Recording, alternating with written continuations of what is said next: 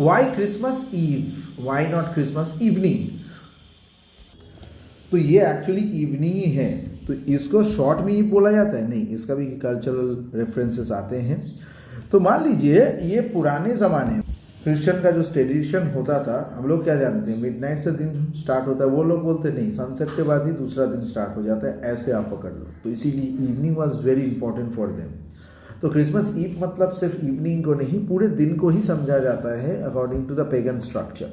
ठीक है, तो कल्चरल ट्रेडिशन में हम लोग इसी को ही इवनिंग को शॉर्ट में लाए हैं to remember the specialised occasion. But आमतौर पे ठंड की जगहों में सूरज डूबने के बाद ही सारे सेलिब्रेशन स्टार्ट होते थे, इसीलिए इवनिंग सेलिब्रेशन को ज़्यादा मान्यता दी गई और बाकी में इसी को ही कहा गया क्रिसमस ईव। ऐसे बहुत सारे और भी सेलिब्रेशन हैं जिसमें ईव बोला जाता है, जैसे न्यू ईयर्स ईव भी बोला जाता है या फिर ऑल हैलोज ईव। लेकिन एक और डिफरेंस में ईव मतलब द डे बिफोर को भी